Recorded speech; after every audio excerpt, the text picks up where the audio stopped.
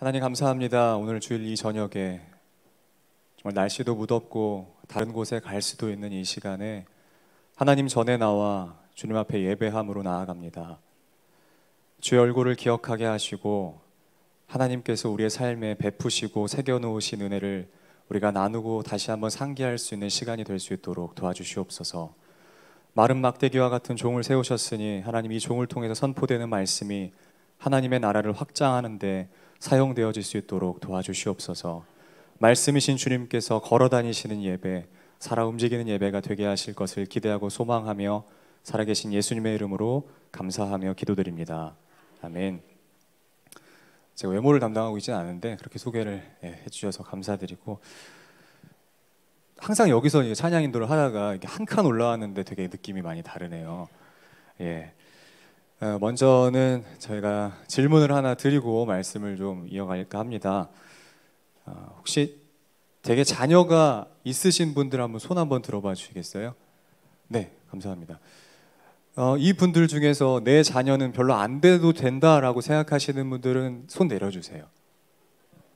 뭐 대충 살아도 된다.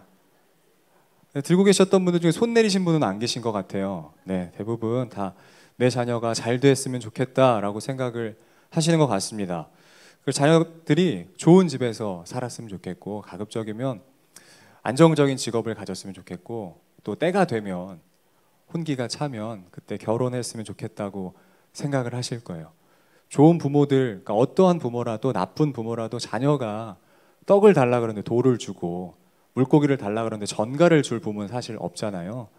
내 자녀가 잘 되기를 누구나 다 원하고 그렇게 바라고 살아가실 것입니다. 그래서 우리는 그 자녀들에게 과연 무엇을 가르치고 있을까요?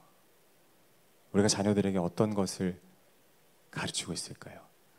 그 CTS 프로그램 중에서 콜린갓이라고 하는 프로그램이 있습니다. 시간이 좀 여유가 있으면 이 화면을 보여드리면 좋은데 제가 잠깐 짧게 설명을 해드리겠습니다. 어떤 프로그램이냐면 전화로 사연을 보내는데 기도를 보냅니다. 기도 제목을 보내면 그 진행하시는 브라이언 박이라고 하시는 목사님이 기도를 해주세요. 즉석에서 그 기도 제목을 듣고 기도를 하는데, 어느 한날 한 자매에게 전화가 걸려왔습니다. 그 자매가 10년 동안 간질을 앓았대요. 10년 동안 간질을 앓아서 굉장히 불편하게 살다가 얼마 전에 함께 이 프로그램을 듣다가 기도 중에 간질약을 끊었다고 이야기를 하더라고요. 그리고 그 이후에 이제 거기서 끝나고 감사 기도로 하는 줄 알았는데 그 이후에 기도 제목을 내놓는데, 어머니가 고등학교 2학년 때 돌아가시고 아버지가 얼마 전이 아니죠. 어머니가 돌아가시고 얼마 후에 뇌졸중으로 쓰러지셨다가 지금은 이제 회복하는 중에 있다고 하시더라고요. 근데 기도 제목이 이렇습니다. 뇌졸중의 후유증으로 치매를 앓고 계신 아버지가 제 얼굴 잃어버리고 제 동생 얼굴 잊어버려도 되는데 하나님 안 잊어버렸으면 좋겠다. 그게 기도 제목이었어요. 보통은 목사님 저희 아버지 낫게 해주세요. 보통 그렇게 기도합니다. 치매 진행되지 않게 해주세요. 치매에서 낫게 해주세요. 뇌졸중이 완치되게 해주세요 라고 기도하는데, 그 자매가 제 아버지가 제 얼굴 잃어버려도 되고 제 동생 얼굴 잃어버려도 되는데 하나님 잊어버리지 않게 해주세요 라고 그렇게 기도 제목을 내놓습니다. 그 기도 제목을 들은 브라이언 박 목사님이 정말 눈물 흘리시면서 감사하면서 그렇게 이야기하세요. 우리나라의 청년 복음 화율이 3%밖에 안 된다고 이야기하는데, 자매와 같은 믿음을 갖고 있는 사람들이 있고 이게 들불처럼 펴져나가면 97% 역전될 수 있다. 저는 이 이야기에 전적으로 동의합니다. 여러분 동의하십니까? 우리 청년들이 교회를 떠나가요. 청년들이 교회를 떠나가는 이 시대에 청년들에게 우리가 이러한 신앙을 심어줄 수 있다면 우리 미래가 있다고 그렇게 믿습니다. 그래서 청년들이 이렇게 이야기하면서 교회를 떠나간다고 합니다. 교회가 교회답지 못해서. 물론 떠나는 친구들이 하는 핑계일 수 있습니다. 그런데 우리가 최소한 청년들이 교회를 떠날 때 교회 다닌다라고 하는 것을, 예수 믿는다라고 하는 것을 부끄럽지 않게 살아가게끔 하는 데 의무는 우리한테 있다라고 그렇게 생각을 합니다. 우리가 계속해서 상반기 내내 교회에서 여호수아 말씀을 우리가 보고 듣고 따라오고 있습니다. 근데 오늘 우리가 읽은 사사기 2장에서 시작되는 장을 보면 여호수아가 죽었다로 전에 바로 설명이 되어 있습니다. 여호수아가 죽었다. 여호수아뿐만 아니라 여호수아와 함께 그 출애굽을 하고 함께 하나님이 일하심을 목격했던 사람들이 다 죽었어요. 모든 세대가 대물림이 되어 가듯이 이제는 더 이상 이 사람들이 광야를 떠돌지 않아도 되는 정착을 할 수 있게끔 살아가는 세대가 되었습니다. 하나님께서 그들을 가나안으로 인도하실 때 모세에게 하신 말씀이 젖과 꿀이 흐르는 땅으로 내가 너희를 인도하리라 라고 말씀하셨습니다. 그래서 이제 그들은 여호수아와 함께 정복을 하고 땅을 분배를 하고 그 땅에서 정착해서 살아갈 수 있는 민족들이 되었습니다. 근데 중요한 게 그들에게 표현되어 있는 게 죽고 나서 하나님을 모르는 세대라고 이야기가 되고 있어요. 여러분, 여기서 우리가 기억해야 될 말씀, 젖과 꿀이 흐르는 땅을 우리가 어떻게 생각하냐면 비옥한 땅, 농사 지으면 농사의 농작물이 잘 되는 땅, 그리고 가축을 키울 때 가축을 먹일 수 있는 충분한 영양분이 있는 땅, 이렇게 생각을 합니다. 물론 하나님께서 그렇게 말씀해 주셨을 수도 있는데 저는 조금 다르게 해석했습니다. 가나안 땅, 제가 2월 달에 성지순례를 다녀왔거든요. 그래서 그 땅이 어떠한 땅인지 가봤어요. 실제로 농사가 짓기에 괜찮은 땅인가, 좋은 땅인가 걸어가 봤는데 농사 지을 때 별로 없어요. 물이 별로 없어서 농작물을 낼 수 있을 만한 땅이 별로 없습니다. 사람이 살기에 최소한의 강우량만 내리는 땅이에요. 그러니까 젖과 꿀이 흐르는 땅이 성립이 안 되는 겁니다. 하나님께서 약속하셨던. 그래서 여기서 말씀하고 있는, 우리에게 선포하고 있는 하나님의 젖과 꿀이 흐르는 땅은 저는 이렇게 해석했습니다. 어린 새끼 양들이 어미 젖을 찾듯이 하나님으로부터 흐르는 은혜의 젖을 구하고 하나님의 그 꿀을 먹는, 말씀의 꿀을 먹는 땅이라, 이렇게 했습니다. 동의하실까요 혹시? 하나님으로부터 오는 은혜를 구하는 그 자리였던 거예요. 모세를 통해서 출애굽이 시작되었고 여호수아를 통해서 출애굽이 완성되었습니다. 이 과정을 통해서 하나님께서 이스라엘 백성들에게 보여주셨던 수많은 사건들, 거기서의 완성하신 것은 뭐냐면 젖과 꿀이 흐르는 땅, 너희가 이 땅에 정착하게 되었으니 이제 끝났다가 아니라 지금부터 내가 너희를 이곳까지 인도한 것을 정확하게 믿고 나의 은혜를 구하고 살아라. 하나님께서 그 의미 때문에 출애굽을 시키셨다라고 저는 믿습니다. 그들은 그렇게 살았어야 합니다. 가나안을 정복한 이스라엘은 그렇게 살았어야만 하죠. 땅이 주는 소산을 기대하는 민족은 아니었어야 합니다. 자녀들에게도 어떻게 하면 많은 것을 가질 수 있고 어떻게 하면 많은 소산을 가질 수 있게 될지, 어떻게 하면 가축을 더 많이 키울 수 있게 될지에 대한 그런 부를 알려주는 것이 아니라 하나님께서 애굽에서 살던 우리를 어떻게 인도해 내셨는지를 자녀들에게 증거하고 알려줘야 하는 그런 의무가 그들에게 있었습니다. 그리고 그런 민족이었어야 합니다. 그저 많이 먹고 잘 살면 그거면 됐다고 만족하는 민족이 되어서는 안 됐어요. 이스라엘이라는 나라는요, 하나님과 연결된 나라입니다. 야곱을 세우시고 야곱을 통해서 이제는 더 이상 내가 너희를 야곱이라 부르지 않고 이스라엘이라 부르리라 말씀하실 때 그 이스라엘에게 하나님께서 선포하셨던 말씀은 내가 너와 함께 할 거야. 그러니까 연결된, 하나님과 연결된 그러한 민족이라고 하는 것이죠. 그렇다면 그 민족은 그렇게 살았어야 했어요. 하나님의 은혜를 구하며. 근데 이들이 세상 다른 민족들, 주변 국가들과 별로 다를 바가 없어졌어요. 주변의 큰 강대국들과 다를 바가 없어졌어요. 하나님과 관계가 없어졌어요. 그리고 하나님을 모르는 세대가 되었습니다. 여호와를 모르는 세대. 여호와를 모르는 세대. 그래서 욕심이 장성하여 즉 바알을 낳습니다. 바알. 사실 바알은요, 가나안의 고유 신이었습니다. 정착되어 있는 토착화된 신이었습니다. 그래서 그 여호수아와 그 함께했던 사람들이 그 땅을 정복했을 때 가장 먼저 없앴어야 할 우상이 바로 바알이었습니다. 바알. 간신히 그들이 있을 때는 하나님이 어떻게 인도하셨는지를 알고 있었기 때문에 버텼죠. 예배 안 하고 버텼습니다. 근데 저기 어딘가 끄트머리에 남겨두었던 바알이 스물스물 하나님을 모르는 세대가 나타나니까 이게 자라나는 거예요. 바알이 어떤 신인 줄 아시죠? 풍요의 신입니다. 그리고 비의 신입니다. 농사를 지을 때 다 줄 수 있다라고 하는 비를 내리는 신이라고 알려져 있습니다. 그래서 그들이 이제 정착해서 농작물을 길러야 하는 그들이 바알을 섬기기 시작하는 거예요. 하나님을 알던 그들이 하나님을 모르는 세대가 되었습니다. 조상들이 지켜냈던 그 신앙에서 죽고 나니까 이제 하나님을 예배하는 것이 아니라 하나님이 아닌 바알을 예배하는 세대가 되었습니다. 여호와를 섬기고 여호와의 그 은혜를 간증해야 되는 이들이 욕심 때문에 하나님이 아닌 바알을 섬기는 거죠. 더 많은 소산을 얻기 위해서 어떻게 해야 우리에게 더 많은 비를 내릴 수 있을까? 어떻게 해야 내 땅에 더 많은 농작물을 거둘 수 있을까? 찾다 보니까 바알을 찾는 거예요. 아, 이 땅에 다른 사람들이 섬겼던 신이 있는데 그 신이 비를 내려준다고 하더라. 그 욕심을 쫓아가다 보니까 바알이라고 하는 신을 어느 순간부터 숭배하고 있었다라고 하는 것이죠.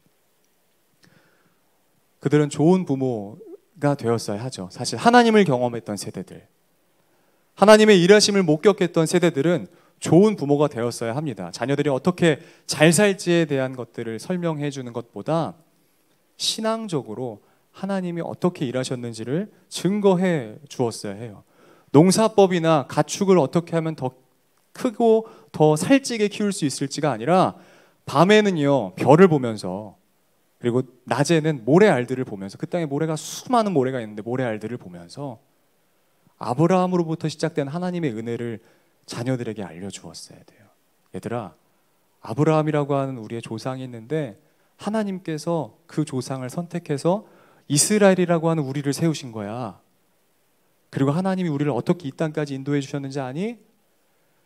우리가 애굽에 살 때 종처럼 살고 있었는데 하나님이 이 땅으로 10번의 재앙을 내리시면서 이 땅으로 인도해 내셨어. 홍해도 가르시고 요단강도 가르시고 반석을 치니 물도 나게 하시고 아침이면 만나랑 메추라기도 주시고 부족하다고 기도하면 다 들어오셨어. 그래서 이 땅을 우리에게 주신 거야 라고 자녀들에게 설명했어야 합니다. 이게 그들의 의무였습니다. 근데 그들에게 그러한 가르침은 없어요. 세상과 똑같아졌습니다. 오히려 번영에만 관심이 있게 된 거죠. 잘 먹고 잘 사는 데만, 더 많은 가축을 키우는 데만. 자녀들이 부모로부터 이런 교육을 받은 적이 없는데 어떻게 알겠어요, 하나님을? 들어본 적이 없는 하나님을 어떻게 증거하겠습니까? 사실 자녀들이 이렇게 하나님을 모르는 세대가 되었다라고 하는데 가장 큰 책임은 사실 부모들에게 있는 거죠. 하나님을 경험했던 부모들에게. 여러분, 제가 고등부 친구들에게 항상 설명하는 게 있습니다. 죄가 가지고 있는 두 가지의 큰 속성이 있어요. 혹시 먼저 아시는 분 혹시 계실까요? 죄가 가지는 두 가지의 큰 속성이 있습니다. 첫 번째는요, 가속성이 있습니다. 두 번째는 확장성이 있습니다. 죄는요, 그냥 그 자리에 머물러 있지 않습니다. 날마다 이 가속 속도가 더해지죠. 그리고 범위가 줄어드는 게 아니라 날마다 더해집니다. 커집니다. 두 가지의 큰 속성이 있어요. 바알을 숭배하려고 했던 그들도 처음엔 어려웠겠죠. 힘들었겠죠. 하나님도 알았던 사람들이 남아 있었으니까. 근데 시작하고 나니까 끝없이 불어나는 거예요. 셀 수 없이 불어나는 거예요. 그들의 삶을 지배하고도 남을 만큼 하나님이라고 하는 존재가 처음부터 있었나? 라고 얘기가 될 정도로 하나님의 존재는 까맣게 잊어버리게 되는 사람들이 된 거예요. 그 말씀이 11절부터 13절까지 내용이 남아 있습니다. 우리 한번 같이 11절부터 13절까지 읽어보도록 하겠습니다. 시작. 이스라엘 자손이 여호와의 목전에 악을 행하여 바알들을 섬기며 애굽 땅에서 그들을 인도하여 내신 그들의 조상들의 하나님 여호와를 버리고 다른 신들 곧 그들의 주위에 있는 백성의 신들을 따라 그들에게 절하여 여호와를 진노하시게 하였으되 곧 그들이 여호와를 버리고 바알과 아스타롯을 섬겼으므로. 여호와를 버리고 바알과 아스타롯을 섬겼다고 합니다. 이 상태로 수백 년이 흘렀어요. 하나님을 모르는 상태로 수백 년이 흘렀습니다. 물론 중간에 사사들을 부르시고 선지자들을 부르시고 하나님이 어떻게 일하시는지 새로운 방법으로 보여주시기는 했지만 이들 마음속에는 여전히 저 끄트머리에는 바알이 남아있는 거예요. 사사를 통해서 주변 나라들을 칠 때도, 선지자들을 통해서 하나님의 일하심을 목격할 때도 마음속 저기 어딘가에는 내가 언젠가 붙잡을 수 있는 바알이라고 하는 우상을 남겨두었습니다. 끄트머리 어딘가에. 완전히 제하해두지는 않았던 거죠. 그들이 왕을 원합니다. 왕을 세워달라고 하나님께 그렇게 간청을 해요. 주변 국가들을 보니까 왕이 있어서 잘 사는 것 같아요. 그래서 왕을 달라고 기도합니다. 하나님은 왕을 세워주십니다. 사울을 세워주셨죠. 사울로부터 시작된 왕조가 있습니다. 이 다윗과 솔로몬을 제하고 여러 왕들 중에서 잘 되었더라 왕으로 끝난 왕이 한 명도 없습니다. 엄청난 비극인 거죠. 그들이 원해서 세워줬던 왕은 사실 하나님과 백성을 이어주는 통로였어야 됐죠. 하나님으로부터 내려오는 그 메시지를 선지자뿐만 아니라 그 왕이 지켜내고 먼저 보여주는 사람들이 되었어야 합니다. 근데 한 명도 하나님의 그 명령을 통과시켜내는 왕이 없었다라고 하는 거예요. 그래서 시간이 흘러서 어떻게 됩니까? 희대의 나쁜 왕 아합이라고 하는 괴물을 낳습니다. 아합이라고 하는 괴물을 낳죠. 이 왕이 가장 잘못한 건 뭐냐면 고상하다라고 하는 뜻의 이름을 가진 여인이 있는데 혹시 이 여인의 이름 뭔지 아세요? 아합이 나왔으니까 이제 유추하실 수 있겠죠. 아합의 부인 이세벨입니다. 이세벨의 이름은 고상하다예요. 뜻이 고상하다. 근데 그녀의 삶은 고상하지 않아요. 전혀 고상하지 않은 삶을 살아갑니다. 그 여자는 원래 이세벨이라고 하는 여자는 바알을 섬기는 제사장의 딸이에요. 바알을 섬기는 제사장의 딸이 왕비로 들어옵니다. 그럼 뭐 할까요? 왕궁에 들어와서 바알을 여전히 섬기겠죠. 제사장의 딸이었으니까 배운 게 도둑질이라고 아버지로부터 날마다 봤던 게 바알을 섬기는 거예요. 바알에게 예배하는 거예요. 그러니까 바알을 여전히 이스라엘로 시집을 와서도 여전히 바알을 섬기는 거예요. 그리고 아합이 가장 저질렀던 큰 실수는 이 이세벨이라고 하는 여자가 여보, 제가 보니까 이스라엘에 저 여호와를 섬기는 사람들 별로 필요 없는 것 같아요. 좀 죽입시다라고 할 때 도장 찍어준 거예요. 죽이는데 눈 감아준 거예요. 이스라엘은 하나님 섬기는 나라입니다. 하나님만 섬기는 나라입니다. 이스라엘에는 하나님이 하나님 되시고 신이 되고 하나님이 오직 여호와 되시는 구원자 되시는 나라입니다. 근데 다른 신들을 섬기는 제사장들이 왕궁에 밥을 먹는데 한두 명도 아니고 무려 850이라니요. 더 있었을 거예요. 아까 말씀드렸듯이 제가 그 갈멜산에 올라가 봤습니다. 갈멜산이 되게 높아요. 그래서 시내가 쫙 다 보입니다. 그리고 시내에서도 올려봤을 때 갈멜산 보여요. 그래서 갈멜산 전투가 있었을 것이다 라고 추정되는 그 갈멜산 언저리에 가서 내려다 보는데 왜 거기서 싸웠을까를 생각해 봤어요. 사람들 잘 보이라고 혹은 사람들 잘 보기 위해서. 거기가 바알과 아세라 선지자들이 예배하는 예배터였어요. 성전이었습니다. 그래서 엘리야라고 하는 한 선지자가 그 그러니까 그들의 홈에 들어간 거죠. 그래서 1대 850으로 싸우는 거예요. 근데 그 주변에 그들을 섬기는 이스라엘 백성들이 많았대요. 그러니까 1대 850이 아니라 어쩌면 이스라엘 전체와 1이라고 하는 그러한 일을 허락하는데 아합이 앞장섭니다. 이 상황은 아합이 있던 이 상황은 엘리야가 있었지만 여호와를 버린 상황입니다. 어떤 상황이라고요? 여호와를 버린 상황이에요. 여호와를 섬기는 사람도 있었는데요 라고 반문하실지도 몰라요. 근데요, 이거는 여호와를 버린 상황입니다. 하나님은 늘 하나님 자리에 계시길 원하시죠. 한 번도 하나님의 자리에 다른 대체물들이 들어오는 것을 원하셨던 적이 한 번도 없습니다. 오죽하면 10계명의 첫 계명이 너는 나 외에 다른 신을 섬기지 말라겠습니까? 하나님은요, 하나님 자리에 오직 당신이 계시기를 원하십니다. 그래서 그들이 여호와도 섬기는 상황은 하나님 안 섬기는 상황인 거예요. 그래서 이거는 이스라엘이 하나님을 하나님 자리에서 섬긴다라고 거짓말하면서 눈속임하면서 하나님 자리에서 끌어내린 상황이에요. 여러분, 바알이라고 하는 단어는 히브리어입니다. 히브리어로 동사로 쓰일 때는 무엇무엇과 결혼하다 혹은 무엇무엇으로부터 지배를 받다 라는 뜻으로 쓰입니다. 바알을 섬긴다고 하는 것은 바알과 결혼한다라고 하는 것이죠. 단순한 개념으로서의 남녀가 결혼이 아니라 이것은 굉장히 고차원적인 성적인 관계를 이야기합니다. 그래서 간음이 되는 거고요. 바알이라고 하는 것을 섬긴다라고 하는 것은 다시 한번 이야기하지만 바알로부터 지배를 당한다라고 하는 것이죠.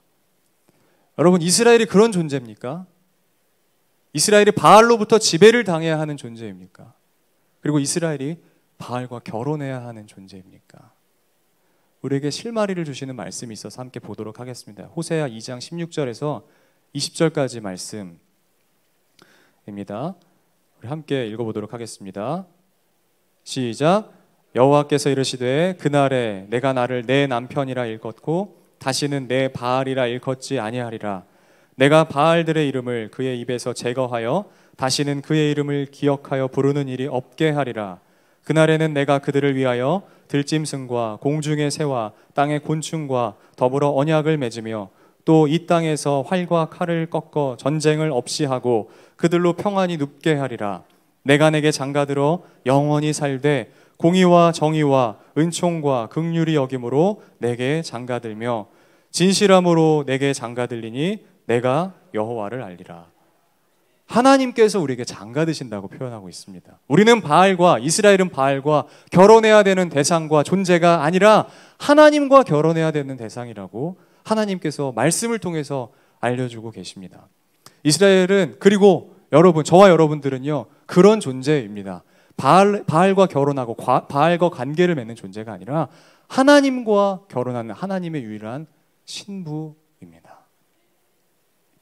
여러분, 어떤 남편이 내 아내가 다른 남자 사랑하게 됐으니 결혼하게 해주십시오, 허락해 주세요. 근데 어떤 남편이 허락해 주겠어요? 이거를 쌍심지켜고 그놈 누구야 찾아가서 멱살을 잡든 뭘 하든 단판을 짓든 하겠죠. 하나님도 마찬가지예요. 하나님도 우리가 하나님 버리고 다른 사람, 다른 대상 사랑하겠다는데 어떻게 놔주시겠습니까? 못 놔주신다는 거죠. 지금 우리의 상황이 어떨까요? 지금 우리는 이스라엘과 과연 다를까요? 바알을 섬기던 이스라엘과 다를까요? 아스다롯을 위하여 제사를 지내던 그들과 다를까요? 이 말씀은 고대 이스라엘에게만 통용되는 말씀이 아닙니다. 오늘 이 시간 이 자리에 있는 우리에게도 공통적으로 하나님께서 말씀하고 계세요. 과연 너희는 어떠니? 너희는 어떠니? 이스라엘이 하나님을 버리고 바알을 섬긴 것처럼 오늘 우리도 하나님을 버리고 바알을 붙잡고 있지는 않은지요. 하나님을 예배하는 이 자리에 있지만 하나님도 섬기고 있다면 여러분, 이거는 바알을 섬기는 것과 마찬가지인 겁니다. 다시 한번 말씀드리지만 하나님은 하나님의 자리에 계시기를 원하시기 때문입니다. 우리에게 갖가지 모양의 바알이 있어요. 갖가지 모양의. 여러 바알들을 여러분들 나름대로 섬기고 계실지 모르겠습니다. 한번 속으로 생각해 보십시오. 대부분의 사람들은요, 돈일 겁니다. 그리고 또 어떤 이들은 아까 서두에 말씀드렸던 것처럼 안정적인 직업일 겁니다. 그리고 또 다른 분들은 명예일 수 있습니다. 심지어는요, 우리의 자녀들일지도 모릅니다. 자녀가 우리의 바알일지 몰라요. 창세기 22장 2절 말씀에 이렇게 기록되어 있습니다. 여러분 잘 들어보세요. 여호와께서 이르시되 내 아들 내 사랑하는 독자 이삭을 데리고 모리아 땅으로 가서 내가 내게 일러준 한 산 거기서 그를 번제로 드리라. 뭔가 이상한 실마리를 발견하지 못하셨습니까? 하나님께서 지금 마음이 굉장히 불편하신 상황이라는 것을 여러분 발견하지 못하셨어요. 어떤 단어에서는 딱 걸리는 게 있을 거예요. 내 아들 내 사랑하는 독자 이삭. 아브라함에게 이삭이 우상이 된 거예요. 아브라함에게 하나님보다 이삭이 더 앞서는 거예요. 하나님 사랑하고 하나님 예배하는 마음보다 이삭을 사랑하고 소중하고 귀하게 여기는 마음이 더 앞서는 거예요. 내 아들이 잘 됐으면 좋겠고, 내 아들이 기왕이면 내가 누렸던 이 번영을 누렸으면 좋겠고, 안정적으로 오래오래 살았으면 좋겠다라고 하는 이 사랑의 마음이 아버지의 사랑이지만 이 마음이 하나님을 사랑하는 마음보다 앞서는 거예요. 그러니까 하나님께서 오늘 이렇게 말씀하십니다. 내 아들 내 사랑하는 독자 이삭. 내 아들 내 사랑하는 독자 이삭. 우리의 아들, 우리의 딸이, 심지어는 우리의 자녀들이 우리의 우상이 될 수 있다고 하는 거죠. 모든 것이 바알이 될 수 있습니다. 세상의 모든 것이 우리의 우상이 될 수 있습니다. 우리가 우상 숭배라고 하면 굉장히 목각을 세워놓고 혹은 뭐를 파놓고 뭘 세워놓고 절하고 이것만 우상 숭배라고 생각하시는데 이게 아니에요. 우상 숭배는 굉장히 간단한 데서부터 그리고 흔하게 빈번하게 우리의 삶에서 일어납니다. 여러분 한번 생각해 보십시오. 이것만 있으면 행복하겠다. 이것만 있으면 살겠다. 떠오르는 게 있으세요? 내가 지금 뭐 해결해야 될 일이 있는데 나한테 한 10억만 있으면 좋겠다. 10억 있으면 다 좋으시겠죠 사실. 나한테 한 1,000만 원만 있어도 살겠다. 나한테 한 뭐만 있어도 좋겠다. 아, 우리 집, 우리 가정에 뭐만 있어도 좋겠다. 여러분, 이게 바알이에요. 하나님이 아닌 다른 것들이 바알이 되는 거죠. 무엇이라도, 그 어떤 것이라도. 우상숭배 어려운 거 아닙니다. 우상숭배 우리가 안 하고 있다고 생각하지만 우리의 삶에서 빈번하게 하고 있는 거예요. 눈 감았을 때 가장 먼저 떠오르는 거. 하나님의 그 언약의 말씀이 아니라 하나님 외에 다른 것들이 먼저 떠오르는, 이게 사실은 우리의 마음을 지배하고 있는, 우리의 마음에 사탄이 새겨놓은 거짓말, 속임수라고 하는 것입니다. 이삭은 하나님의 손에 있을 때 가장 안전하죠. 우리가 원하는 그 무엇도, 어떤 것도 하나님의 손에 있을 때 가장 안전합니다. 여러분, 사탄이 우리에게 원하는 궁극적인 목표와 목적이 무엇인지 혹시 아십니까? 사탄이 우리에게 원하는 궁극적인 목표, 지옥에 데려가는 거예요? 지옥에 데려가는 걸까요? 한 명이라도 더 지옥에 잡아 들어가자. 야, 너 들어가자. 우스갯소리로 이런 말이 있습니다. 지옥도 땅값이 비싸서 지옥에 이제 더 이상 이제 수용할 인원이 없다. 사탄이 우리에게 원하는 것은요, 뭐 그럴 수 있습니다. 끝에서 봤을 때는 우리 한 명이라도 더 지옥에 데려가는 것이 있는데, 이 땅을 누비며 사는, 이 땅에 살아가는 우리에게 사탄이 원하는 궁극적인 목표가 있다면 그것은 바로 하나님을 사랑하지 못하게 만드는 거예요. 하나님을 사랑하지 못하게 만드는 거예요. 그래서 자꾸 새로운 것을 보여줍니다. 자꾸 우리가 현혹될 만한 것들을 보여줍니다. 새로운 것을 보여줘요. 마치 하와를 처음 하와에게 속임수로 거짓말할 때처럼요. 보암직도 하지, 먹음직도 하지, 선악과 얘기입니다. 우리의 삶에 날마다 사탄은 계속해서 하나님만 사랑하지 못하도록 하기 위하여 새로운 우상들을 만들어내고, 새로운 우상의 공장으로서 우리의 마음에 계속해서 하나님이 아닌 다른 것들을 전달하고 있습니다. 그래서 굉장히 강력하고 매력 있는 거죠. 하나님의 자리를 대체하기 시작해서 확장이 되고 가속력이 붙어서 결국에는 이스라엘이 하나님을 버렸던 것처럼 하나님을 버리게 하는 거예요. 사탄이 우리에게 원하는 건 이겁니다. 굉장히 뭐 대단한 거 아니에요. 하나님 사랑하지 못하도록 자꾸 막 새로운 거 보여주는 거예요. 유혹의 마음들을 심어주는 거예요. 그래서 처음 시작은 이렇게 시작합니다. 하나님도 사랑해도 돼. 이거 사랑해도 되는데, 야, 이거 사랑한다고 하나님 사랑하는 거 아니게 되는 게 아니야. 이거 사랑해도 돼. 하나님도 사랑하니까. 로 시작하는 거죠. 사탄이 우리에게 주는 거짓말이 바로 이것입니다. 그래서 이것이 처음에 굉장히 작았다가 점점 자라나 우상이 되는 겁니다. 여러분, 하나님도 사랑한다고 하는 것은요, 하나님 사랑하는 거 아닙니다. 하나님도 사랑하는 건 하나님 사랑하는 거 아닙니다. 신앙은요, 말 그대로 하나님만 믿고 섬기는 것, 신앙, 사랑하는 것입니다. 이게 신앙입니다, 여러분. 하나님도 사랑하는 건 아니에요. 하나님도 사랑하게 만드는 거짓 신들이 이 세상에 너무나 많잖아요. 새로운 현혹할 만한 어떠한 것들을 우리에게 자꾸 던져줘서 하나님도 사랑하게 만드는 거. 근데 우리에게 하나님께서 원하시는 것은, 요구하시는 것은 늘상 하나였습니다. 단 하나의 메시지. 너는 나만을 사랑해야 돼. 이거였습니다, 여러분. 그리고 우리는 알고 있어요. 이미 하나님을 사랑하는 방법을 알고 있습니다. 하나님께서 늘 우리에게 전달해주고 말씀해 주셨으니까요. 그리고 그분을 따라가는 방법을 알고 있습니다. 그리고 그분이 우리를 통해서 가장 사랑하시는 방법도 우리는 알고 있습니다. 우리가 다만 지키지 못할 뿐이죠. 하나님도 사랑해도 된다라고 하는 사탄의 속임수에 빠져서요. 하나님만이 주실 수 있는 절대적인 가치를 자꾸 거짓말에서 상대적인 가치로 바꾸는 게 세상이고 사탄의 거짓말이에요. 우리가 빠져있는 모든 행복은 사실 절대적인 행복이 아무것도 없어요. 아, 저것만 있으면 행복하겠다라고 하는 이 행복이 가만히 들어보면 절대적인 행복이 아무것도 없어요. 늘상 상대적입니다. 100만 원 가진 사람이 지금은 행복한데 1000만 원 가진 사람 만나면 불행해집니다. 나보다 더 많이 가지고 있으니까. 연간 매출 100억짜리 운영하는 사장님이 지금은 행복한데 한 1조 정도 내는 회사 사장님 만나면 불행해집니다. 아, 난 뭐 했지? 우리가 바라고 있는 행복의 모든 것들은 사실 절대적인 행복이 거의 없어요. 아니 어쩌면 전혀 없습니다. 모두 다 상대적으로부터 오는 행복을 늘상 추구하며 살아갑니다. 근데 하나님이 주실 수 있는 행복이 있죠. 이 행복을 세상이 줄 수 있다고 거짓말하는 사탄에게 빠져서 우리가 하나님을 보지 못하는 것 뿐입니다. 여러분, 우리 안에 세상이 그렇게 하니까, 교회 다니는 사람도 그렇게 하니까, 뭐 예수 믿는 사람들도 그렇게 하니까 라고 하면서 이런 핑계로 타협한 우리의 욕심이 있다면 여러분, 이 유혹에서 과감히 벗어나시기를 주님의 이름으로 축복합니다. 그리고 우리 이 유혹에서 과감히 저항하는 삶을 살아내시기를 주님의 이름으로 축복합니다. 여러분, 이 욕심이 여러분 삶의 바알이 될 수 있습니다. 지금 당장은 괜찮을 거라고 하는 작은 욕심 덩어리지만 여러분, 이게 장성하여 죄가 사망이 되는 겁니다.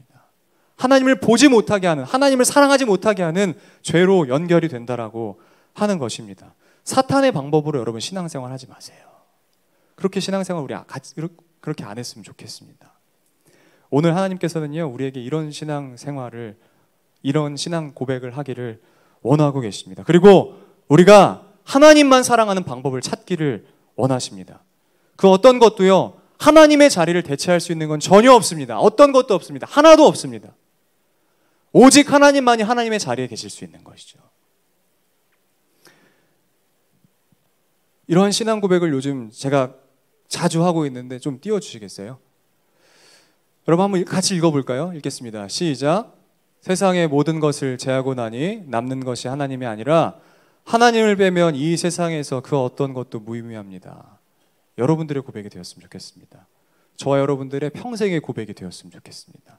모든 걸 다 빼고 나니까 하나님 남기는 게 아니고, 이것도 빼보고 저것도 해보고 이것도 해보고, 그러고 그 이후에 하나님을 찾는 게 아니라 하나님을 빼면 세상에 그 어떤 것도 무의미한 거예요. 아까 그 자매가 이야기했던 것처럼 내 얼굴 잃어버리고 내 동생 얼굴 잃어버려도 되고 제 이름 잊어버려도 되고 제 동생 이름 잊어버려도 되는데 우리 아빠가 하나님 한 분 안 잊어버렸으면 좋겠습니다. 마찬가지로 우리의 삶에 세상의 모든 것 다 잃어버려도 하나님 한 분 안 잃어버렸으면 좋겠습니다.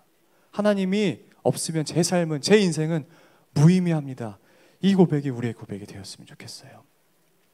그래서 열왕기상 18장 39절 말씀이 엘리야를 통해서 850대 1의 싸움의 전투가 끝나고 나서 이스라엘 백성들이 그 상황을 지켜보고 바알과 아세라가 무너지는 것을 보고 그들이 모두 죽임을 당하는 것을 보고 함께 선포한 신앙 고백입니다. 함께 우리가 다시 한번 믿음으로 읽고 여러분 믿음의 마음을 담아서 함께 선포하도록 하겠습니다. 같이 읽도록 하겠습니다. 시작.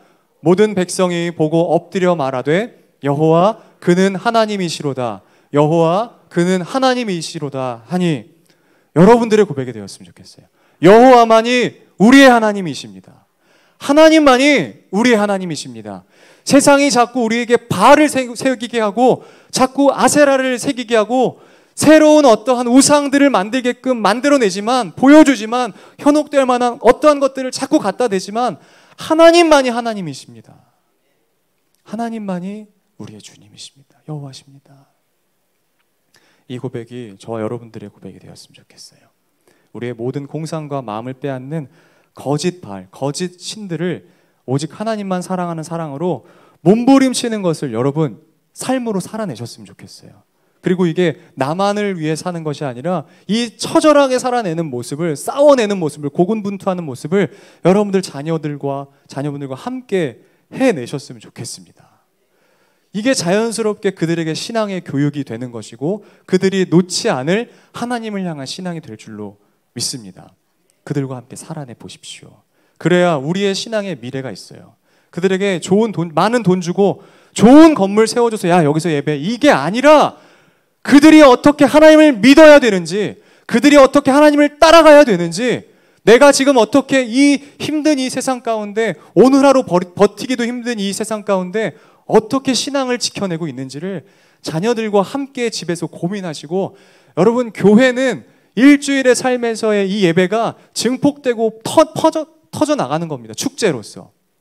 예배는 6일 동안 계속되어야 되는 거예요. 신앙의 고백은 6일 동안 계속 지속되어야 되는 거예요. 우리가 속해 있는 가정 안에서. 그리고 이 고백들이 계속 자라나서 축적이 돼서 7일째 되는 교회, 주일날 와서 우리가 함께 축제로 터지는 거예요.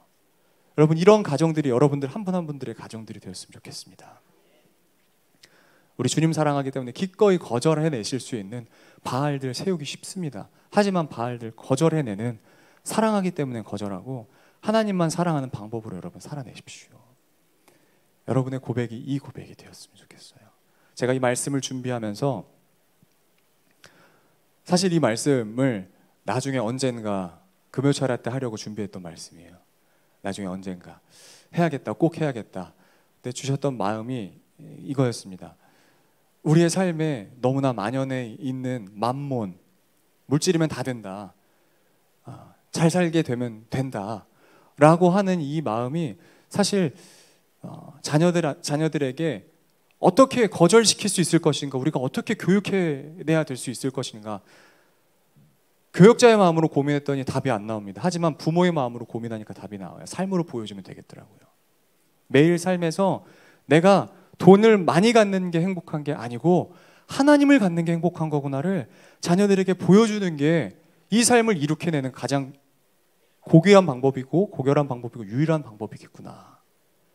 교회에서 전도사님들과 목사님들이 이야기해주는 메시지가 아니라 가정 안에서 부모님들이 삶을 통해서 보여주는 이 신앙이 자녀들에게 흘러가니 이게 우상을 없애고 우상을 파하고 종교개혁을 우리 안에서 일으켜낼 수 있는 가장 유일한 방법, 그리고 가장 파급력이 있는 방법이 되겠구나라고 하는 결론을 내리게 되었습니다. 그래서 이 말씀을 준비하면서 여러분 한 분 한 분 기억하면서 기도했습니다. 부디 우리 목양교회 속해 있는 모든 권속들의 가정 가운데 하나님, 가정이 주의 교회가 되게 해주십시오. 가정에서 하나님을 향한 사랑이 날마다 자라나게 해주십시오. 근데 이 사랑이 하나님도 사랑하는 사랑 말고 오직 하나님만 사랑하는 사랑이 증폭되게 해주십시오. 죄가 가속성을 갖고 있고 확장성을 갖고 있지만 하나님 사랑하는 이 사랑이 훨씬 더 힘이 있습니다. 이 힘이 우리 가정 안에 있기를 축복하면서 기도했습니다. 그래서 이 시간 우리가 함께 찬양하고 기도하기 원합니다.